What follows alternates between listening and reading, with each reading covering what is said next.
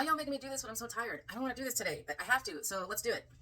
So I'm starting off with a can of sweetened condensed coconut milk. I have never tried this method before with coconut milk, but we're going to see how it works. I'm going to make a dairy-free dulce de leche. Anyways, today we're going to be making dulce de leche with this sweetened condensed milk. Normally I think the recipe says sweetened condensed cream, but we're going to try milk and see what happens. So, very simple. I'm just going to turn my stove onto medium heat here. Let me get you down so you can see. So I'm going to put this on medium-high heat, and I'm just dropping the can right in there. And we are going to let this simmer for a good hour.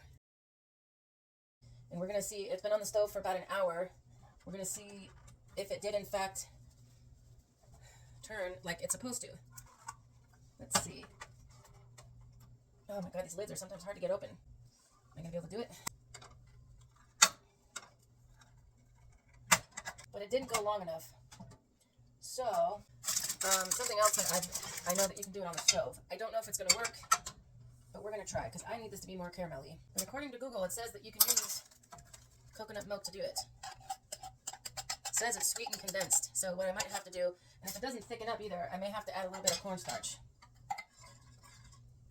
So the only thing about doing it on the stove like this is you really got to watch it.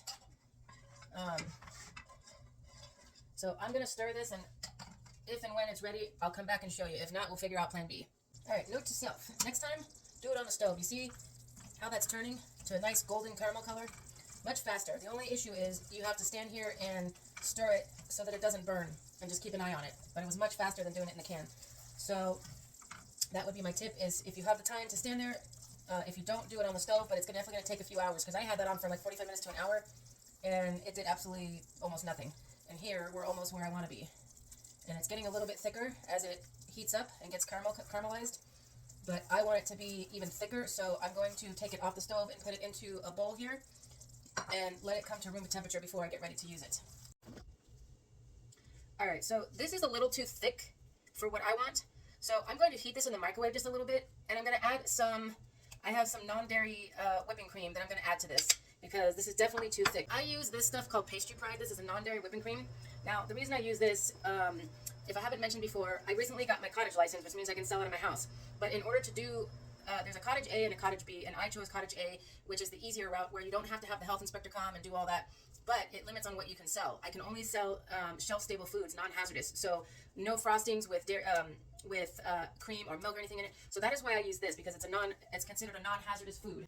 And it does mimic, I mean, is it the same as fresh whipping cream? No. But is it good? Yeah. I'm going to heat this milk, or the non-dairy whipping cream, up a little bit. Then I'll add the caramel sauce in, because I think the cream was too cold for it. It is working, but I think it'll be easier if I do it that way. Now that this is starting to melt a little more, we're going to mix this in. And this should do the trick, because that was definitely way too thick before. So hopefully this will thin it out a little bit. Alright, you can see how much smoother that is now. Still a little clumpy, but I'm getting it all out there. So much, much better though. That was way too thick before.